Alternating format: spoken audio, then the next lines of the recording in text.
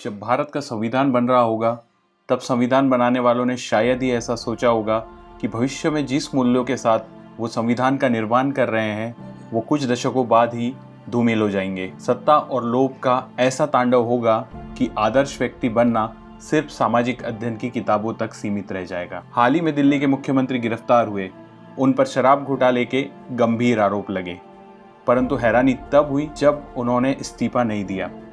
शायद भारत के इतिहास में पहली बार होगा जब किसी सीएम पर इतने गंभीर आरोप लगे हो और उसने इस्तीफा नहीं दिया। ऐसे कई उदाहरण इतिहास में हैं जब नेताओं ने आरोप लगते ही पद छोड़े और राजनीति से तब तक के लिए किनारा कर दिया जब तक वो निर्दोष साबित नहीं हुए।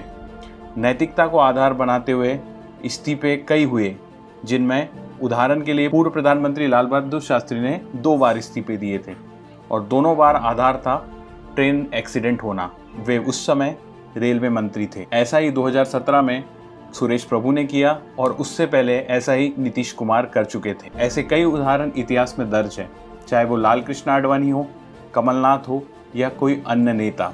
अपितु कुछ महीनों पहले जब झारखंड के मुख्यमंत्री गिरफ्तार हुए तब उन्होंने भी इस्तीफा दे करके अपनी पत्नी को मुख्यमंत्री बना दिया और ऐसा ही लालू प्रसाद यादव ने भी इतिहास में किया था। अब सवाल यह है कि वाकई राजनीति में नैतिकता खत्म हो गई है और ईमानदारी की बड़ी बड़ी मिसाल देने वाले केजरीवाल जेल में रहते हुए भी इस्तीफा देने के लिए तैयार नहीं है। मुझे याद है जब अन्ना का आंदोलन चल रहा था तब ऐसे लोग बड़ी बड़ी बातें किया करते, परंतु जब यही लोग चुनाव में उतरे तो कसम खा रहे थे कि हम कांग्रेस के साथ नहीं जाएंगे। बच्चों की कसम खाते हैं, वो वीडियो आप लोगों ने देखा ही होगा, और अंततः कांग्रेस के साथ मिलकर ही सरकार बना ली थी। अब सवाल ये उठता है कि केजरीवाल क्यों इस्तीफा नहीं देना चाहते। हाल ही में कुछ महीनों पहले जब उनके द्वारा निर्मित नए आवास की जानकारी बाहर निकली थी, कुछ आरटीआई कार्यकर्ताओं ने जो आरटीआई लगाई थी उससे जो जानकारी निकल करके बाहर आई थी, उन्होंने उस पर करोड़ों रुपए खर्च किए।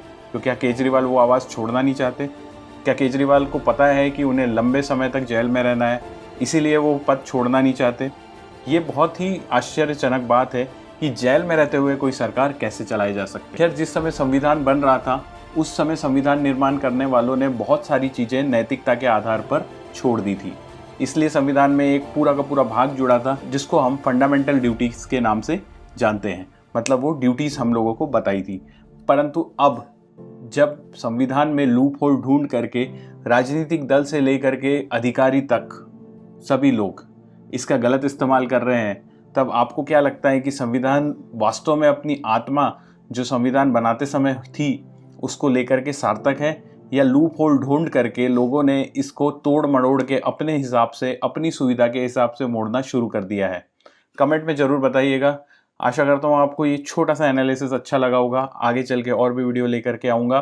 तब तक के लिए अपना ध्यान रखिए, चैनल सब्सक्राइब करिए, लाइक करिए। नमस्कार।